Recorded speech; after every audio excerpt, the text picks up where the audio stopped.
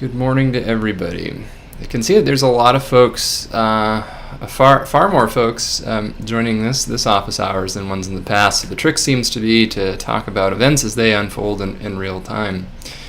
All right, so I can see that there's already quite a few questions and comments. What I'm going to do is give a quick overview, just verbally, and then start going down the list of questions, mostly in the order in which they are received. So, welcome everybody. This is the latest in the recurring series of live weather and climate focused virtual office hours, in which I will take questions from the audience via the chat feature. So if you want to ask something, please do it that way.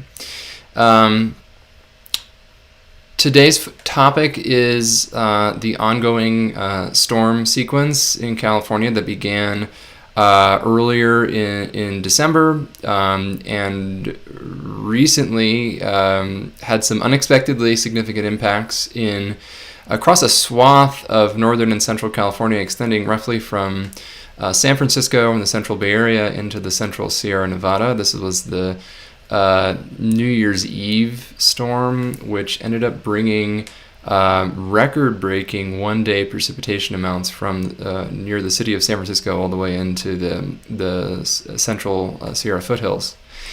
And the reason that happened was, somewhat unexpectedly, was the relatively slow motion of the atmospheric river associated with that storm. First of all, a bit of a frontal wave developed and stalled it out across, sort of along that axis, along and just south of I-80.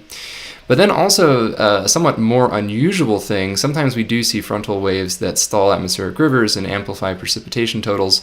But with the New Year's Eve storm, we also had a surface low that was actually coming all the way to the California coast. In fact, it actually slowly made landfall on the San Mateo County coast, which is pretty unusual. Usually surface lows don't actually make it ashore in California. They kind of veer off to the northwest. We get the trailing cold front, but not the low pressure system itself. But in this case, it was right over the Bay Area, and additional heavy precipitation developed around that low pressure circulation, which was moving slowly. So we had both the double whammy of a slower moving than expected atmospheric river, and then heavy precipitation that developed around the center of circulation of this low. So we had this strong frontogenesis, we had a slightly stalled atmospheric river combined to produce precipitation that really we haven't seen in a 24-hour period in decades, if not longer, in certain parts of this axis. So there was significant creek and urban flooding in the Central Bay Area, including the city of San Francisco itself, Santa Cruz Mountains, East Bay, portions of it. And then in the Sierra foothills, the Cosumnes River in particular experienced quite significant flooding, and actually there are now ongoing levee breaks there with major flooding in southern Sacramento County. So not the city of Sacramento, of course, but some of the lower lying areas to the south of the city of Sacramento are currently inundated as a result of these levee breaks.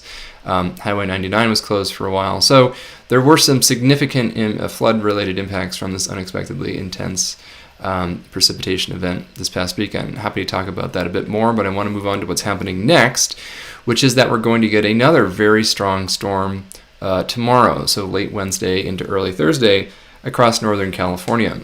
This is another major atmospheric river event associated with yet another strong surface low. The difference is that the surface low in this case will quote-unquote bomb out. It will become a meteorological bomb cyclone. Yes, that is an official meteorological term. You can look it up in the AMS glossary. Really, it refers to a rapidly deepening low-pressure system. So it doesn't necessarily refer to the absolute intensity of a low-pressure system, but it's an allusion to the rapid rate of strengthening. And this one will do so over the open ocean, the Pacific, about 500 to 800 miles northwest of California. The surface low is not going to come anywhere near California in this case, but it is going to generate quite a strong cold front and warm front pairing, so kind of a classic mid-latitude cyclone setup. That's going to bring first widespread moderate warm rains with the warm front, and then much more intense colder rains and mountain snow, along with strong winds for a briefer period right around the time of cold frontal passage Wednesday night. So this storm will be a pretty high impact storm. Rainfall rates are going to be high for a few hours around the time of cold frontal passage. Winds will be quite strong, even at lower elevations. And so given how saturated the soils are, this is likely to produce pretty widespread minor to moderate flooding, especially urban and creek flooding, and probably some flooding on the smaller rivers as well. At least minor flood stage, and a lot of them is probably going to happen. But the main concern really are the smaller watersheds and steep slopes. So mudslides, shallow landslides, urban and creek flooding that could get quite significant for a period of time on Wednesday night in some locations, given that everything is now completely saturated and streams and creeks are already running high. In some cases, there's some residual flooding already ongoing. So this will be a pretty intense storm Wednesday night. High impact storm for Northern California. It will also affect Southern California, at least as far south as Los Angeles County, and there could be some pretty heavy precipitation and strong winds that cause some problems down south as well. The main impacts are going to be in Northern California, though, because the storm will be stronger up there and the antecedent conditions are much wetter. It has not been so wet in Southern California, so there's more capacity to absorb that water, despite the potential for some modest urban flooding down there when this comes through. So the Wednesday storm will be a high impact event. And then the challenge is, we're sort of locked in this prolonged wet pattern. It looks like it's going to continue for a while. In fact, continue really for the foreseeable future right now. Another significant storm could occur this weekend, although there's some uncertainty in Northern California. That could bring additional heavy precipitation and flood. And then the models have been hinting at the potential for a prolonged atmospheric river sometime early next week. That's pretty uncertain at this point. We don't know the timing or the intensity or whether this is actually going to materialize. So there's a wide range of outcomes for next week. But the upper end of those outcomes does portend a quite significant flood threat for most of Northern California. So there will be some flooding essentially no matter what happens, but the question is whether it's widespread minor to moderate flooding or whether it's something significantly more severe than that. All of those options are on the table. Again, there will be some flooding. The question is just how problematic it becomes, and that's going to depend mainly on the exact storm sequencing next week. Do we get a prolonged atmospheric river? If so, we're going to have some pretty major problems. If they're more spaced out and the precipitation is more moderate, the flooding will be much more constrained. One silver lining right now is that because we're coming into this on the heels of a severe drought, the major reservoir levels are still very low in Northern California. So the smaller reservoirs have largely filled up already during the storm sequence, but the really big ones that have the largest storm and runoff river flow buffering capacity, like Shasta and Oroville, for example, are still quite low. So they have a lot of headroom right now to absorb a lot of water. So we're not going to see immediate large releases from the big reservoirs because there's just a lot of space. If the higher end precipitation outcomes for next week come to pass, that may change because, believe it or not, even these very large reservoirs can fill up pretty quickly if we get these extreme atmospheric rivers. Yeah, again, if they're more moderate, that won't happen, and we'll still have that buffering capacity next week. So there's a wide range of what could happen, but there's high confidence that the storm tomorrow, Wednesday night, will be quite a strong one and have significant impacts. So I'll leave it at that for the monologue portion. I'm going to start looking at some of these questions because there are probably already more than I can answer in the hour, but I'm going to start and I will pick and choose. There are probably some somewhat repetitive duplicates, so hopefully I'll be able to make it through more. The first question, and I've been getting this a lot, so I'll address it, sort of regarding arc storm. And just to remind folks who aren't aware, arc storm and arc storm 2.0, which is the more recent update that you may have heard a lot about this summer because we published our paper on the rising risk of a California megaflood then associated with the arc storm 2.0 endeavor, is really a contingency and disaster management planning scenario for the state of California. So the original arc storm was envisioned, I guess you'd say in the late aughts. The big report was published in 2011. This was led by USGS, but a lot of partner agencies in California, academic institutions and state agencies, really looking at the potential for an extremely severe widespread flood event in California that would produce impacts greater than that of a large magnitude earthquake in Los Angeles or San Francisco. Hopefully wouldn't cause as much loss of life, but in terms of societal disruption and economic harm, the impacts would likely be much greater because it would affect the whole state simultaneously for a very prolonged period of time.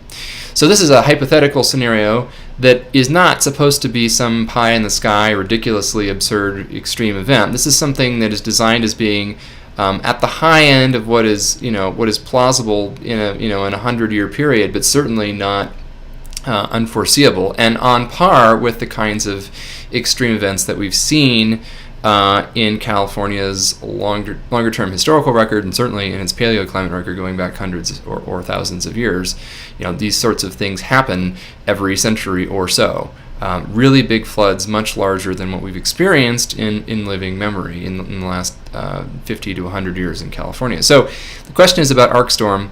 The ArcStorm 2.0 scenario that we laid out this summer was an updated version of that accounts for, among other things, climate change, because climate change is upping the odds. We actually found that the warming to date has already doubled the likelihood of experiencing a prolonged severe flood event as of 2020. So, we haven't seen one in the last century, but the odds have sort of increased silently there in the background. And we've seen hints of this as we continue to set more daily precipitation records during individual storm events, and as we experience months, or in some cases seasons, in Northern California that have been record wet in the past decade. We haven't seen the mega floods, but we have definitely seen hints of increasingly extreme precipitation, even in the middle of what has otherwise been a period characterized by pretty severe and persistent drought.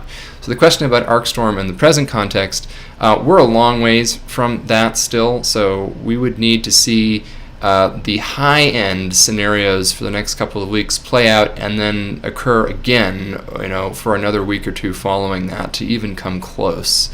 So right now, there's no indication of impacts on that level. But, this is the kind of situation where folks, I think, in a planning capacity at the state level would start to pay attention, because we don't have absolute certainty about what's coming next. The antecedent conditions are very wet. Things are quite saturated in most places. There is the potential for significant flooding over the next 7 to 10 days if the wetter solutions pan out. So, on the one hand, we're still really far away from an event that could produce 60 to 100 inches of liquid equivalent precipitation, for example, in the Sierra Nevada over a 4-week period, which is part of our ArcStorm 2.0 scenario. So right now, we're not on track to see something like that. But, would we know if we were just in the early stages of something that could last a month? We don't have great subseasonal predictions necessarily going out 3 or 4 weeks in the future. I would think we would see some signals of it, but we might not know. And so this is always something that's in the back of the mind of folks who do risk management in this context. So the answer is we're nowhere near that yet, and we're probably not headed there. But this is definitely one of the higher impact wet periods we've seen in recent years. Right now, it looks like it could be comparable to what we saw in the 2016-2017 winter, which was an exceptionally wet year with some significant flood-related impacts in Northern California, but it was not a widespread catastrophic flood event because the storms ended up being just spaced out enough to prevent that kind of severe widespread flooding that we would be talking about in the ArcStorm scenario. So again, just to reemphasize, there is the potential for high impact flooding over the next week or so, but we're not currently on an ArcStorm trajectory. All right, let's see. There's a quick question about whether there's a good site to watch for atmospheric rivers coming across the Pacific. There's a lot of ways you can do that. You can always obviously look at satellite imagery through NOAA, but also the Center for Weather and Climate Extremes at the UCSD and Scripps has a great website focused actually on atmospheric river visualization. I mean, the tools they have there that they've developed over the years are actually pretty amazing. I was just playing around with that this morning and finding yet more new things. They actually have an in-house atmospheric river tuned WRF ensemble, so a high-resolution local weather model with 200 members. I did not realize it was that large. And as far as I know, and actually that's the largest high-resolution weather ensemble run in real time that I'm aware of anywhere. So that was an interesting discovery this morning. Definitely check out the Scripps Atmospheric River page if you're interested in that kind of thing.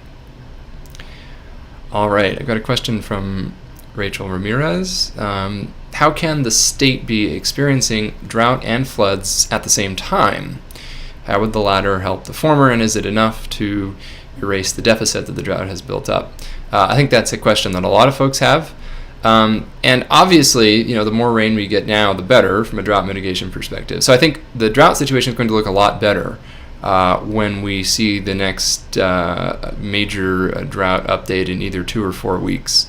In the short term, I think we will have largely alleviated the short-term drought in Northern California. So from a surface soil moisture perspective, from a stream flow perspective, everything's going to look pretty good. And it's possible that even from a reservoir perspective, things will look a lot better than they did. Certainly this is already true for the smaller reservoirs, and it may be true in a week or two regarding the larger ones as well, depending on how things shake out. So there will be significant drought relief from that. That's the good news. Not nearly as much drought relief, in fact, if any, in the Colorado River Basin, it's worth noting, because these storms are really focused on coastal areas. This is not a desert southwest winter precipitation pattern, really. They're going to get a little bit, but nothing especially unusual for this time of year. So it won't really help move the needle in the Colorado Basin. But it certainly will in central and northern California. Will it completely end the drought? That's an increasingly difficult question to answer because there are so many different definitions of drought. There is meteorological drought. Has it erased the cumulative precipitation only deficit? We could get there. I suppose, if the next few weeks are as wet as they currently look. Has it erased the short-term hydrologic drought? So are the stream flow returned to typical levels for this time of year? Is the surface soil moisture approaching typical levels for this time of year? Very possibly yes at the end of the sequence. But in a deeper sense, has this addressed the deep groundwater deficits or the deep soil moisture deficits or the long-term drought-related impacts like the widespread forest mortality that we've been seeing in some areas? That's a much harder question to answer, and the answer is it would take a lot more than just one exceptionally wet year. We'd need consecutive very wet years and also cooler conditions, because it's not just a question anymore of precipitation. Increasingly in a warming climate, the severity of droughts in places like the American Southwest and California are being driven by increasing evaporative demand. That is occurring entirely irrespective of what's happening with precipitation. Essentially, the atmosphere is requiring more water as temperatures rise, and so you'd actually need more precipitation than you used to have to come out to sort of balance that out. And we're not necessarily seeing more precipitation than we used to. And so, the face of drought is changing. It's easier and easier to get into a drought, even following a really wet winter, for example, because we just have that growing evaporative demand and hotter summers. Multi-year droughts are going to look different than they used to because of the fact that their persistence is mainly going to be driven by this ever-increasing evaporative demand and rising temperatures. So what it means to come out of a drought, we're more likely to see droughts that develop quickly or aridification that occurs from a vegetation and surface soil moisture perspective quite rapidly, even following very wet conditions. And so, droughts are changing, and I think we need to look beyond precipitation-only metrics of drought to really understand how the impacts in a more holistic sense of drought are going to affect us, in the future. But that's a long answer to a short question, and the short answer is this is really going to help a lot with the short-term drought in Northern California, perhaps even erase short-term drought conditions, but it's going to take a lot more to completely obviate the longer-term multi-year drought impacts, and in the broader Colorado River Basin context, this event isn't going to do very much at all. So the drought alleviation that's going to occur will be largely northern and central California specific, at least as far as we can see right now.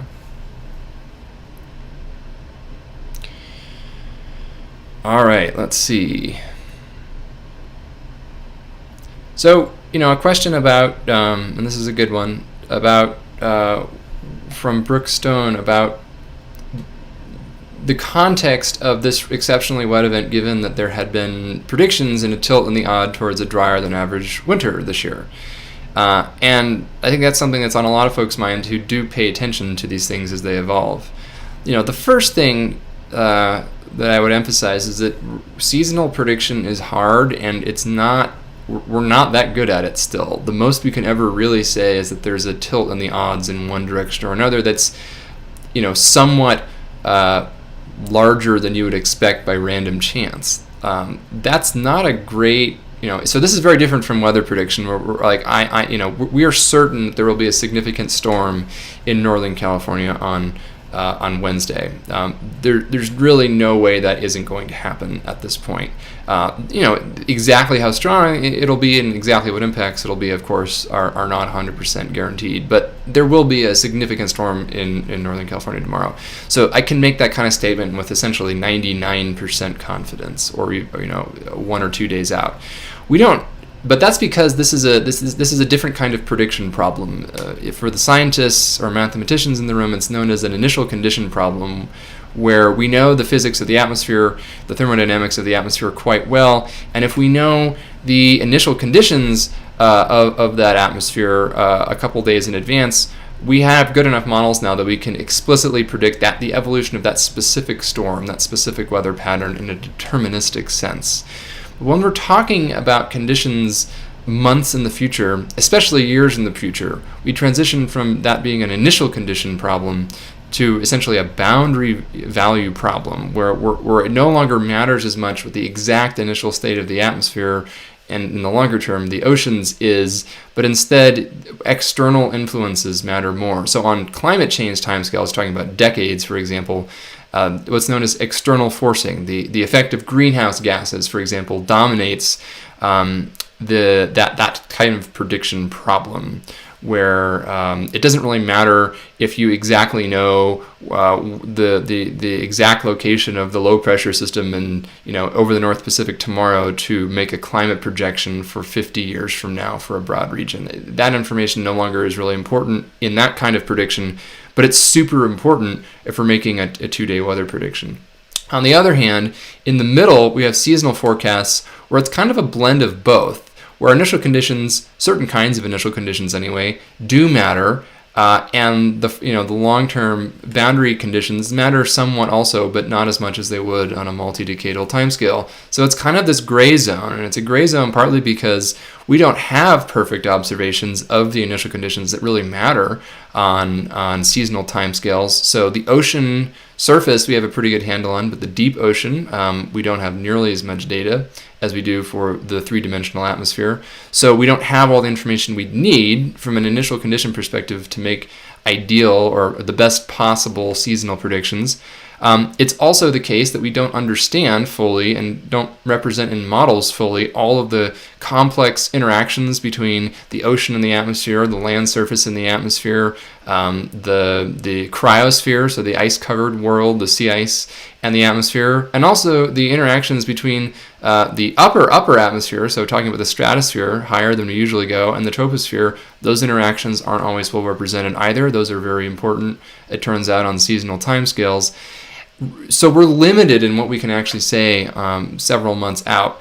And often, we're often limited to what we can say on the basis of what El Nino or La Nina, collectively known as the El Nino Southern Oscillation, is doing, because we do have pretty good predictability of ENSO a few months out, and that does exert some meaningful influence on hydroclimate and precipitation a few months in advance in the Pacific coast region in the Southwest. It's not a perfect influence, it's not a one-to-one correlation by any means, but it does give us an indication of the tilt in the odds. And so this year, we had a significant La Nina event, and in this particular year, this was actually year 3 of La Nina, and the relationship between El Nino and La Nina usually becomes a little bit stronger in consecutive years and when the events are particularly pronounced. And this was the third year of a particularly pronounced La Nina event. And so there was a tilt in the odds towards a drier than average winter, particularly for the January through May period, so the last half of winter and spring. And we've just entered that period. December in Northern California was exceptionally wet, it turned out. January is certainly starting exceptionally wet in Northern California. Might it still end up being quite dry during late January and through the rest of the rainy season in California? That is still a possibility, although it won't be as much of a problem as it would have been now that we've gotten all of this water on the front end. But just it's just a way of showing that seasonal predictions, well, from a mechanistic and scientific perspective, are difficult, but also you can actually get the pattern right for 80 or 90% of the winter. So say that you predicted a drier than average winter with more high pressure than usual over the northeastern Pacific Ocean, and that happened 80% of the time during the winter. So that really was the dominant signal. But then you had a 2 to 4 week period of exceptionally wet conditions that interrupted that dry period. Well, your prediction for a drier than average winter just might be busted just on the basis of what happened over a minority of the winter. So it might well have been much drier and ridgier than average for most of the season, but if you get a really wet spell in the middle, then your actual precipitation outlook won't end up being correct. So that's an additional complication, is that the nature of precipitation in California is that it often comes in short, sharp bursts, sometimes very intense bursts over relatively short periods of time during the wet season. And those aren't always so predictable at seasonal scale as we're seeing right now. This is not something that we really saw coming more than a couple weeks out. And even then, in this case, actually, it wasn't even really obvious this was happening 2 weeks out. So there's a lot we don't know. Part of it is just that, there is a lot of internal natural variability that is intrinsic to the coupled ocean-atmosphere system that is probably not predictable at longer timescales. Weather models can capture it because they're getting that signal from the initial conditions as this variability is already developing. But some component of this is it's essentially known as irreducible uncertainty in the climate modeling world, where there is a certain fraction of uncertainty in predictions that isn't because we don't have good enough models, it isn't because we don't have good enough knowledge of initial conditions, but it's actually just because due to the chaotic and inherently noisy variations of the atmosphere, and chaotic, and saying that in a very strict mathematical sense, that certain components of that are inherently unpredictable, even with perfect knowledge of initial conditions and an absolutely hypothetical perfect model, which of course we don't have. But even under those conditions, there are certain elements of this that are perhaps not predictable. So there's that additional element that's difficult for specific seasonal predictions, known as probabilistic predictions overall. So I've probably gone way deeper into that than I should have given the time constraints, but hopefully folks found that interesting. All right, let's see. I'm going to continue going down some questions and try and focus a little bit on the short-term topics right now.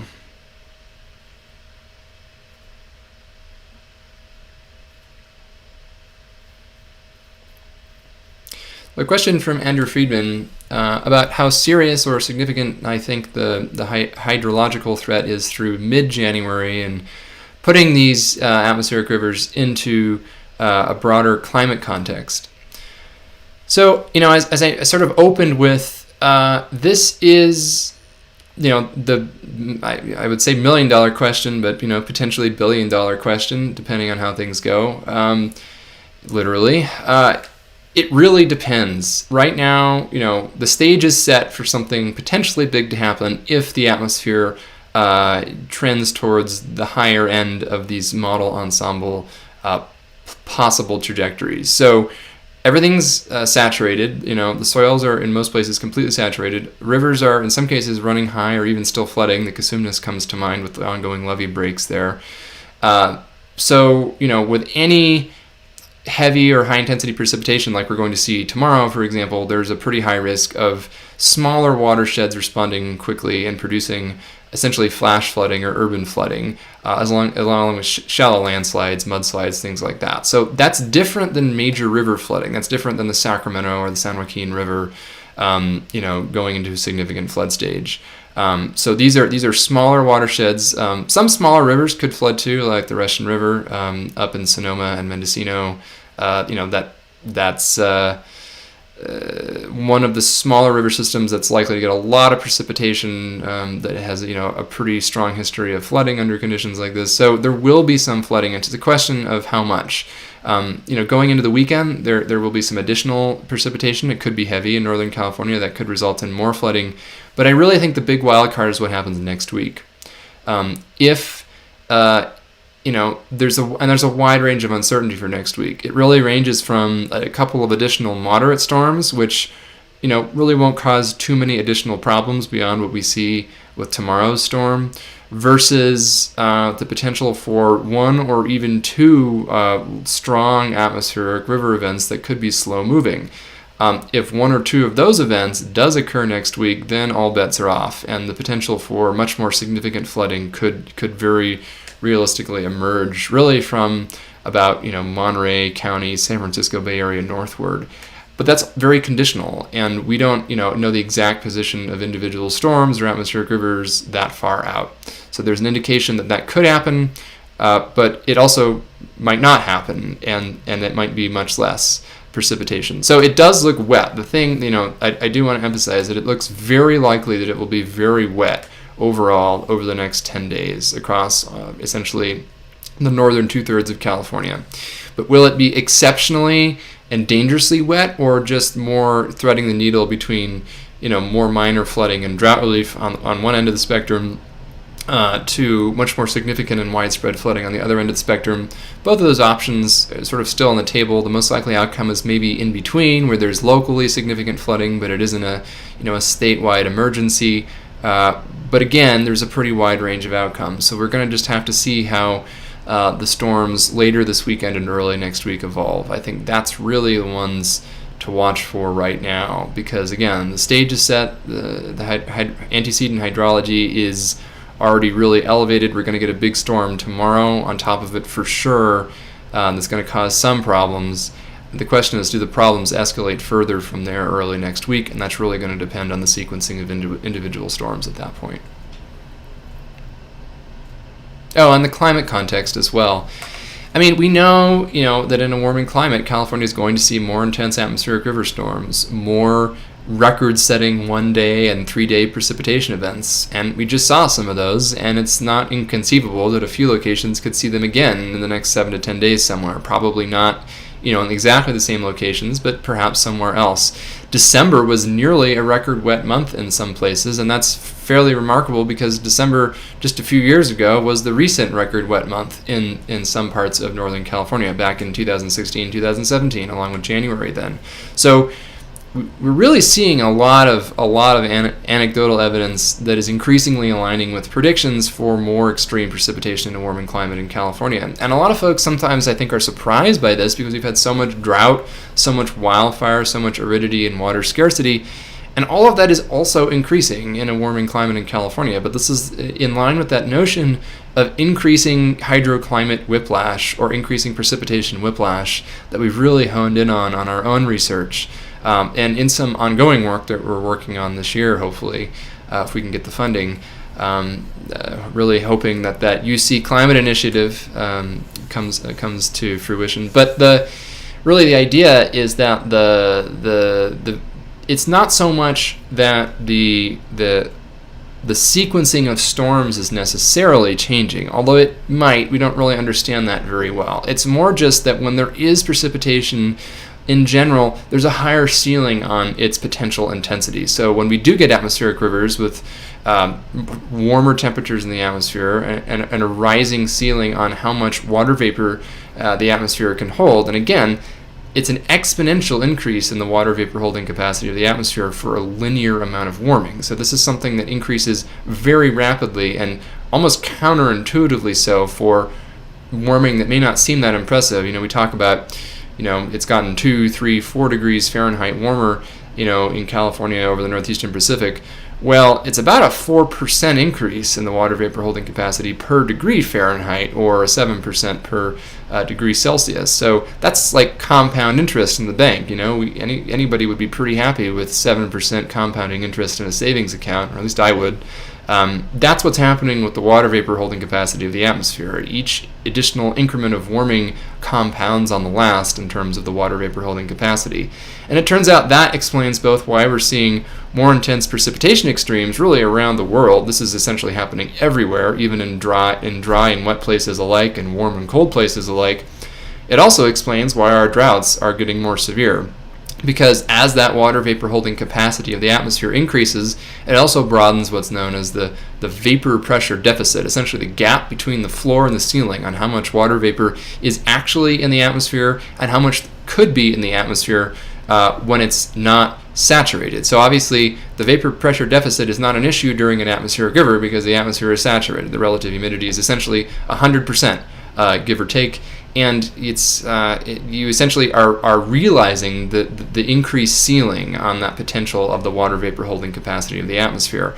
But during the warm and dry summer and autumn months, we're not realizing that increased ceiling, that potential, and so the vapor pressure deficit, the gap between the floor and the ceiling, progressively gets wider, driving faster evaporation. So really, it's really two sides of the same thermodynamic coin, driving this increased hydroclimate whiplash that is particularly pronounced in California. And actually, in the next couple of weeks, I'm going to share some work by other folks showing that, in fact, this is now a detectable increase in the hydroclimate whiplash, if you will, in California. So this has gone from being something that was a prediction to being something that's now an observed reality. There's a lot of things that have happened, a lot of trajectories like that recently in California, where things that had been hypothesized and predicted for years or decades are now being observed, in a statistically significant way, not just anecdotally. So I'll talk more about that later, but suffice it to say, we are sort of entering this era where I think we are entering the statistically detectable era of hydroclimate extreme changes in California, and there's much more upside on the wet side than on the dry side, and I think that surprises a lot of folks, even though we're seeing more of both. Question about wind impacts with the upcoming storm. This won't be the strongest windstorm that you've ever seen, but it definitely will be a strong windstorm, and in most places a significantly stronger windstorm than the New Year's Eve event, which was a significant wind event in the Sacramento Valley, but less so elsewhere. So this event will have probably stronger winds over a much broader region, including the San Francisco Bay Area, really all of Northern California, all the way down to sea level. Widespread gusts of 50 to 60 miles an hour, and local gusts, significantly in excess of that in the usual windy spots along the coast and in the mountains. So those places are used to high winds, but lower elevations don't see winds of that magnitude nearly as often. So those 50 to 60 mile an hour gusts are pretty likely to cause trees to come down and significant power outages, especially given how saturated the soils are. So trees will blow over more easily. Also, another drought-related impact. There's been a lot of tree mortality, not just in natural forests and in open areas, but also in urban forests. So trees in people's backyards and along roads have unfortunately succumbed to drought in a lot of parts of Northern California over the past few years. So those trees are weakened, so they may be even more vulnerable to 50 or 60 mile an hour gusts than they would have been 5 years ago. So there could be a lot of trees down, a lot of power outages, particularly with this storm tomorrow. Sacramento Valley already saw some really strong winds, somewhat unexpectedly on the backside of the low pressure system that departed on New Year's Eve, so there was already a lot of wind. A lot of those winds, though, were from the north or northeast, sort of an unusual strong wind direction in winter. These winds will be of similar magnitude, but from the opposite direction, more from the south and southwest, so the impacts could once again be quite high because it'll be a different windstorm, and everything that got buffeted from one direction will now be buffeted from 180 degrees from the opposite direction. So even there, I would expect there to be, again, significant potential for damage. This won't be an extreme wind event, but definitely will be a strong wind event with probably widespread impacts.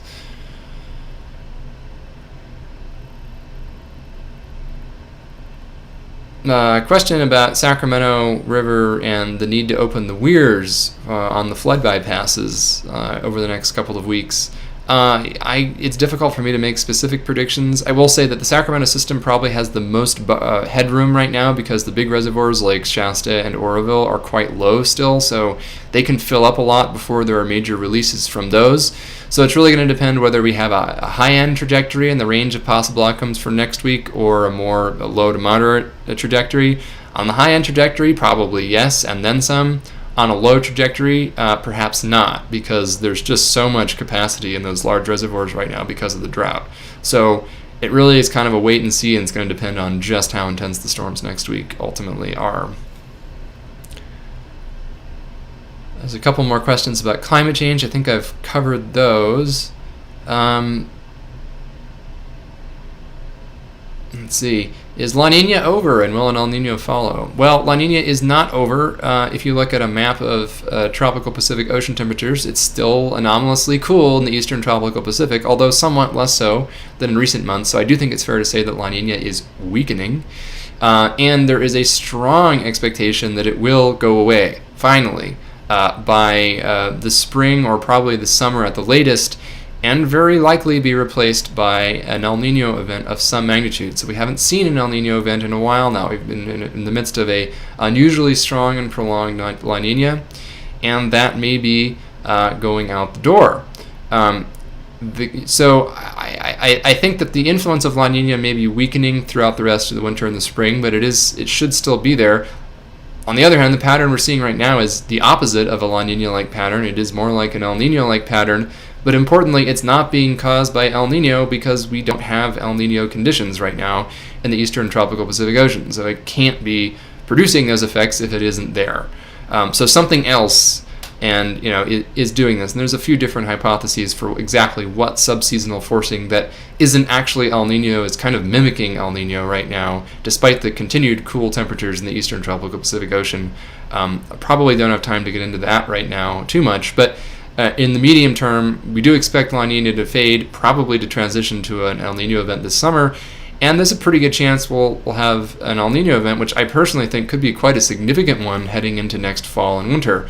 So stay tuned for that one. That'll be an interesting conversation to have regarding impacts potentially for next winter, which will hopefully be different than the last few years because the conditions in the tropical Pacific are likely to be quite different and perhaps even opposite as to recent drought years. So stay tuned for that one.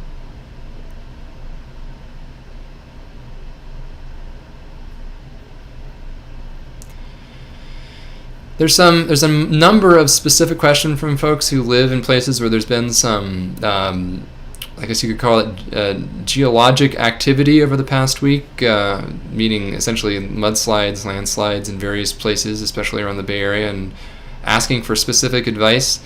In general, it's not, I can't give specific advice.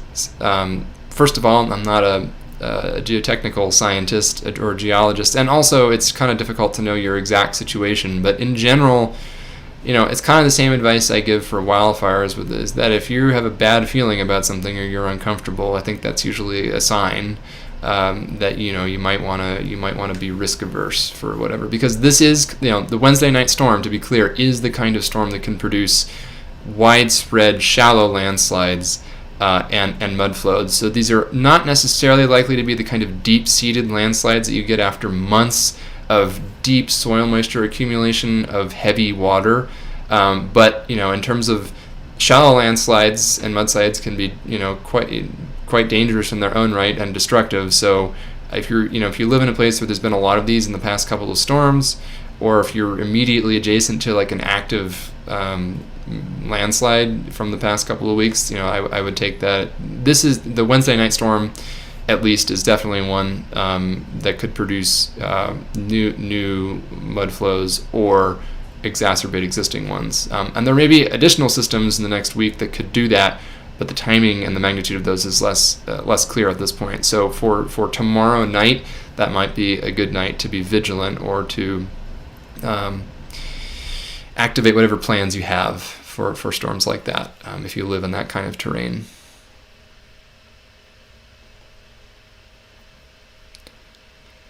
There's a question about, so there was a National Weather Service forecast discussion yesterday afternoon out of the San Francisco Bay Area office that was, pretty bold in the language being used, including specifically mentioning the loss of human life as a potential outcome of the coming storm. I do think that the strong language was mostly justified, personally, although I think that it's always complicated to predict specific human outcomes, because the goal, even in a major disaster, is to prevent loss of life, right? And so there are lots of things that can be done to mitigate it. And so I think making that kind of prediction for an event like this is maybe a little bit more overly bold for my taste. I do think, in general, strong language makes sense because this is going to be a high-impact storm. I don't think it's going to be like the strongest storm that you've seen in your lifetime. I don't think it's quite in that territory. Maybe even not the strongest storm in the past decade, but the strongest storm in the past few years is plausible in some parts of Northern California, and the impacts may be somewhat greater than you would expect from a once in a 3 to 5 year storm. Because of the very wet antecedent conditions. So the impacts from it will be further amplified beyond what the actual intensity of the storm would suggest. So, unfortunately, the New Year's Eve storm did cost at least one life, I think in Sacramento County due to flooding. And so, things like that can and do happen during these sorts of storms. I think speculating about that is maybe not that helpful, but that's more of a hazard communication question, disaster management, emergency management kind of question that I'm less qualified to answer. But that's my personal view, is that, yes, I agree with strong language. I'm not sure it's super helpful to speculate about potential loss of life in advance of individual storm events. Let's see.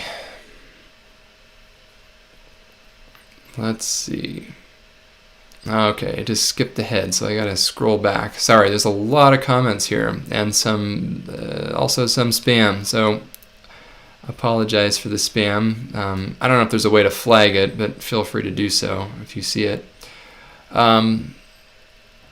Scrolling back up here, since there's so much. Alright, since I have about 15 minutes or so, I'm gonna quickly review as much of this as I can, just to pick out some of the interesting ones. A quick question from Elizabeth Weiss. So Wednesday's storm could be even wetter than New Year's storm was. Lots of localized flooding from that one, so should we expect more? In San Francisco proper, I don't think we're going to be nearly as wet in terms of cumulative precipitation. So San Francisco saw about 5.5 inches of rain from the New Year's Eve storm, for example, along that axis of unexpectedly heavy precipitation that I mentioned earlier. I don't think that axis will see nearly as much. In fact, the totals may be more like half of that, but it may fall in a more concentrated burst in that region, and so the impacts could be similar or even locally greater because it will, there's going to be a 1 to 3 hour period where an inch or two of rain falls, and that's a lot of rain over the course of a couple of hours or a few hours. So it's not just a question of how much water falls from the sky, but it's also a question of how quickly it falls, and this particular event is going to be more notable for the rate at which it falls than the total accumulation. Other parts of Northern California may well be wetter than they were in the New Year's Eve storm, because further north, the New Year's Eve storm wasn't that remarkable. Up in the northern third of California, it was really only remarkable along, again, this 100-mile wide axis from the Central Bay Area to the Central Sierra, where the impacts were quite high, but outside of that zone, they were not very high at all. It was a relatively unremarkable storm. So in that band, impacts may be amplified simply because it's already so wet that it's going to take less precipitation than it would have at that point to cause similar level of impacts. Elsewhere in Northern California, the impacts from this upcoming Wednesday storm will likely be higher because this last storm was less impressive up there, and this one looks quite a bit stronger. So there will be widespread heavy precipitation. I don't think San Francisco will come close to setting another new daily rainfall record, but again, the impacts from the high-intensity precipitation over a relatively short duration could nonetheless be quite high, and particularly in the San Francisco Bay Area, but also in parts of the Sierra foothills that have already seen major runoff during the last couple of events. So again, high-impact storm. the rainfall amounts in and of themselves likely won't be record-breaking, but the impacts are probably going to be higher than the total precipitation accumulations might suggest for the reasons just mentioned. The very wet antecedent conditions and the quite high rates that will occur at the peak of the storm.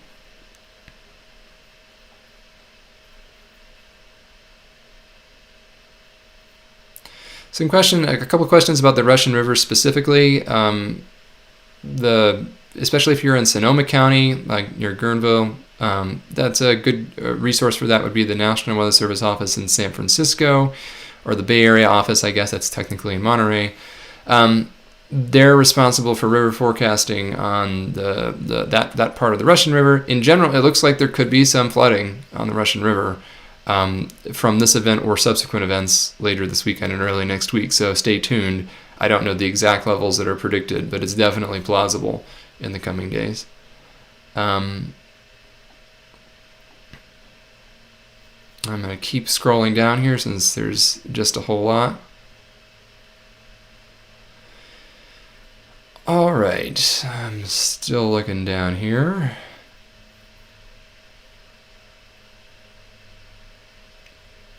Yeah, so comment from Corey that fortunately if there are breaks in between storms, you can operate reservoirs to make more space, and right now we have a lot of space. This is true, especially for the larger reservoirs, and so it's one of the reasons why it's not more concerning than it already is, because at least on the main stem rivers there is headroom, and we can use the large reservoirs right now for flood control pretty effectively with this much headroom. The question is whether that changes with very large inflows expected over the next week or so. So we'll see where we are. For the next week, I think, yes, that's a pretty substantial silver lining. Depending on how things go beyond, early next week, that may or may not still be true. So we'll just have to see about that.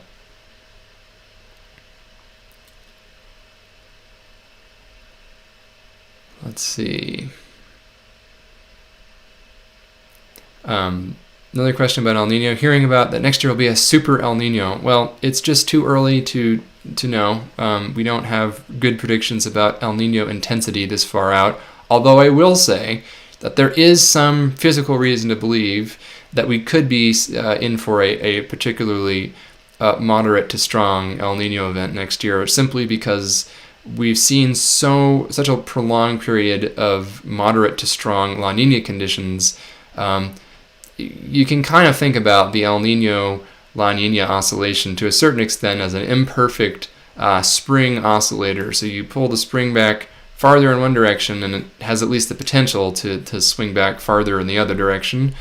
It's not a perfect analogy for a variety of reasons, but there is some physicality to that analogy. And so if we've had a really prolonged, fairly intense La Nina event for a few years that subducted a lot of warm water in the West Pacific subsurface. So there's a fairly large body of unusually warm water below the surface in the West Pacific that will somewhat literally slosh eastward because the ocean surface actually slopes during these events from the western to the eastern part of the tropical Pacific.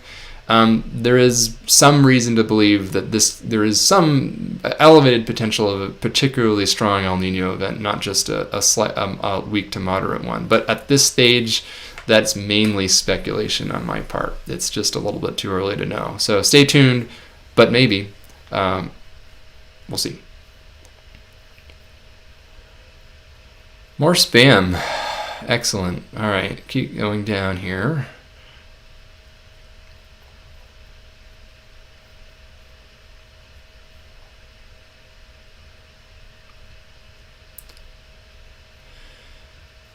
Let's see. A lot of questions about El Nino, so hopefully I've covered some of that territory here.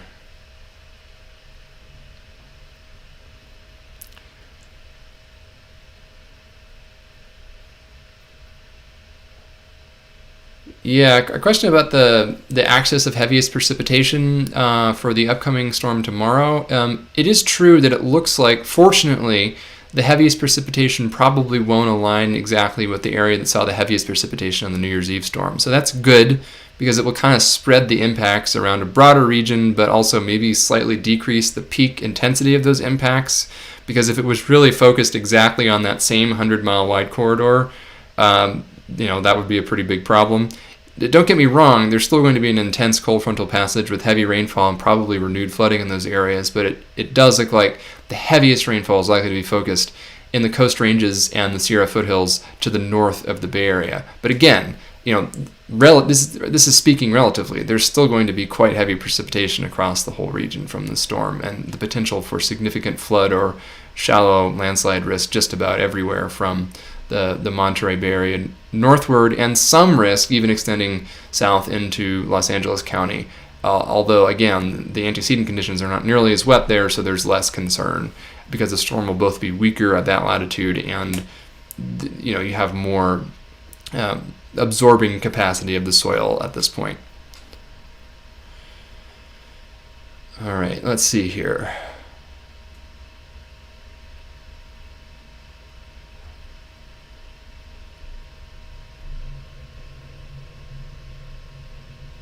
I'm glad folks appreciated the explanation of the vapor pressure deficit. I've mentioned it in a lot of these virtual office hours because it's relevant to so many things. I'm sure it's not the last time it'll come up.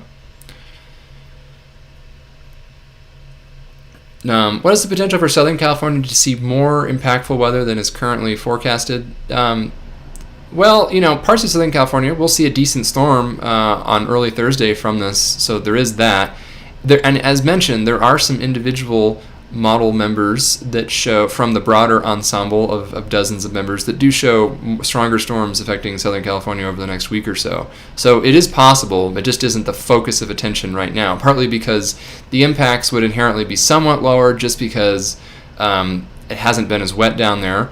But also, on the other hand, it takes less precipitation to cause problems, especially in the transverse ranges of Southern California, that are so steep and geologically prone to debris flows and flash flooding. So, if some of those wetter members turn out to become more likely, then yes, there could be some significant storm impacts in Southern California. It's not the most likely outcome right now, but it's not impossible because this is a very active pattern over the northeastern Pacific Ocean, and again, exactly where and how severe flood impacts ultimately are is going to depend on the exact sequencing and landfall locations of storms, whether there are persistent or strong atmospheric rivers or not recurrently over the same part of the state or not. Right now it looks like the focus is going to be central and northern California. It's not impossible that could change, but right now this does look like a pattern that is more aimed in the northern half of the state versus the southern half of the state. So just a few more minutes here. I may go a little bit long since there's quite a few people in attendance and quite a few questions.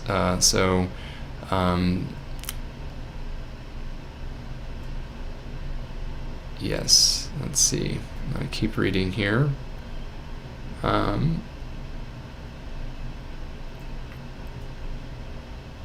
question about what it takes to recharge aquifers. And again, with the caveat that I'm not a geologist or a hydrologist, usually aquifer recharge is a gradual process. Essentially, you can't force it. Water percolates slowly and not uniformly. So you can't just, say, okay, we're going to put a bunch of water down in this random place and assume that it's all going to soak into the ground and make it into some, ancient aquifer. That's often not how it works. Things that reduce the permeability of the soil, the upper soil layers in California. Sometimes there's the caliche layer, the impermeable clay layer that exists in certain parts of the Central Valley, for example. Anything that's paved, obviously, you don't really have much infiltration of water in those regions at all. So roads and concrete and parking lots and things like that. Or also, buildings with roofs generally increase the level of impervious surfaces, so that increases the runoff and the fraction of water that ends up going into rivers and streams rather than soaking into the soil. So it's complicated. It doesn't happen quickly. The more water we get, and frankly, the more ponding and flooding there is, the more recharge is going to be. But again, it doesn't happen overnight. And you kind of need that water to accumulate in the right places. So there are specific regions where recharge is much more efficient than others. This actually has a lot to do with plans for improving actively recharge in California to leverage flood flows. So can we move flood flows from where they are, redirect them away from places where we don't want them to be, mainly cities and pieces of key infrastructure, and in the meantime, let them do some good work in terms of recharging groundwater. That sounds like a great plan, and I think is a really promising. This is called flood managed aquifer recharge. But it's easier said than done because you can't just put the water anywhere. You actually have to take the water and move it to places where the recharge is going to be efficient, and then let it sit there for days to weeks on end. So storms like this obviously are better than not having storms for recharge, but it would take, and this is one of the reasons why it would take multiple consecutive wet and really cooler years to really recharge groundwater. And groundwater in California, the problem is more that we've put a lot of straws into it. There's massive overdraft. We're pumping out way more groundwater than is going back into the system naturally, or even through our own active interventions. Can we improve that balance somewhat by actively trying to recharge more groundwater through things like flood-mar? Yes, I think we should, and there's a lot of motion towards it. But also, ultimately, it's just a system out of sync because there's just too much demand for the amount of water that's there. For as long as as we pump more water out than we're putting in, we're going to keep drawing it down.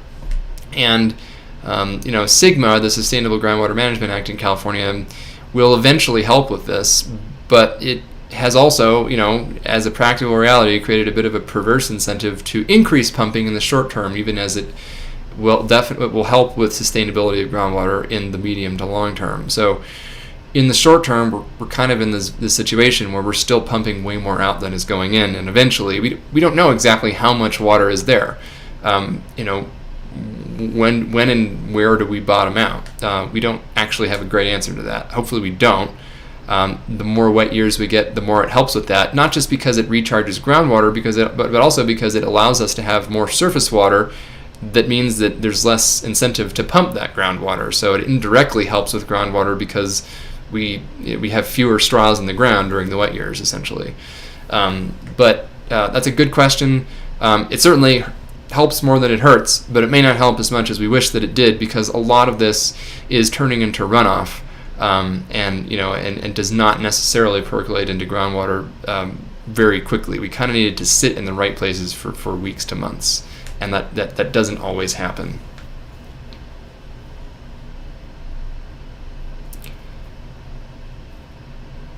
Let's see.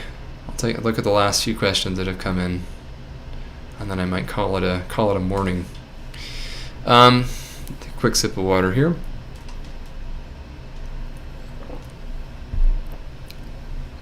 Will the storm tomorrow turn into a bomb cyclone? Technically, yes. Again, I mentioned at the very beginning of the conversation. A bomb cyclone is a low-pressure system that strengthens rapidly, that has the central pressure decrease at in excess of a defined rate. So it refers more to the rate of strengthening than the absolute strength. And in this case, yes, it will reach that benchmark.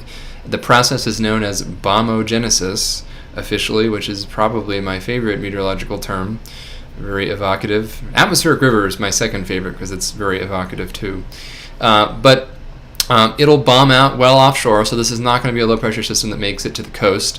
But in the process of doing so, it's going to increase that pressure gradient. That's one of the reasons why we expect to see pretty widespread strong winds and some wind damage across Northern California tomorrow. So, this is, again, a pretty high-impact storm.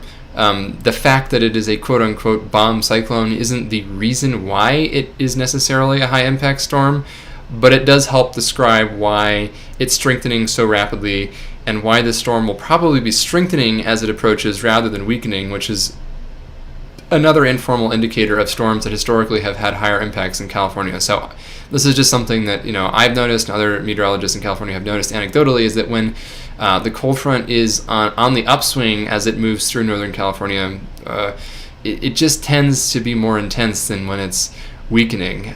So even if they're of similar intensity, if the time trend is towards a stronger front versus a weaker front, often the strengthening front just seems to have slightly higher rates of rainfall and does a better job mixing those strong winds high above the ground closer to the surface where they can actually cause some damage. So that does appear to be the case during this event. One of the reasons why it'll probably be a pretty high impact storm late tomorrow into early Thursday. The probabilities for a forecast bust. I like that question. Sounds like the Weather West comment section for the upcoming storm sequence. It's always possible. I will say there's strong ensemble confidence that this wet pattern is going to persist overall, especially in Northern California for the foreseeable future. For example, last night the European model ensemble, which is probably, if you had to pick one, the best one out there these days, was suggesting that Santa Rosa could, on average, would see about 15 inches of rain over the next 15 days. So on average, about an inch a day, and it won't occur, as exactly 1 inch every day. That's just the average amount over essentially a 2-week period. That's a lot of water on average. The range, though, was from about 8 inches to a rather astonishing 25 inches over that essentially 2-week period. So that's a wide range. That's like a 3-fold range. So the difference between Santa Rosa seeing 8 inches in 2 weeks, which is, it's quite wet, but it would not produce major flooding, versus 25 inches over 2 weeks, which would really create a pretty incredible flood scenario. That's a huge range of potential outcomes. So looking at the ensemble suggests that there's still a lot of uncertainty, there's still a wide range of possible outcomes, although the average outcome of 15 inches or so around Santa Rosa, at least as was in the ensembles last night, that's a lot of water. So, that's not just one individual ensemble member saying it's going to be really wet. That's saying that a large fraction of them were showing, 10, 15 inches of rain over that period. So that's a lot. That's a lot of water in that period. And other places, of course, would be wetter. The coast ranges and the western slopes of the Sierra Nevada in that pattern would see, 50 to 100% more rain than that. That's the usual ratio. So the potential is there for, a quote-unquote bust, although I would expect that the actual outcome will be probably within the range of those ensemble members. So one of those outcomes in the European model ensemble, for example, from last night, will likely come close to verifying. Which one is hard to say. If it's on the low end of the spectrum, as would probably be the best outcome from a continued drought mitigation but minimizing flood risk perspective, versus the upper end of the outcomes where we're seeing 20 plus inches in a place like Santa Rosa over that period, which would be I think the harms from the flooding would probably outweigh the drought mitigation benefits. So again, it really depends which trajectory we take, the exact sequencing of storms. The models already look different this morning than they did last night, although on average they're still quite wet over the next couple of weeks. So I think we're just going to have to see how this evolves. And if things look particularly if things look like they're trending towards the high end of the scenario, I'll probably do another live office hours sometime early next week to discuss that. So if I don't schedule one of these for early next week, consider it a relatively good sign about the potential, or about a relatively lower potential for significant flooding after the weekend. But if you see me set something up for next Monday morning, then beware. All right, I think I'm going to have to cut it off here for today. But if you missed the beginning, this is going to be recorded, as all of these virtual office hours will. It may take an hour or two for it to render and be fully available, but once it does, it hopefully in perpetuity will be recorded up on my YouTube channel.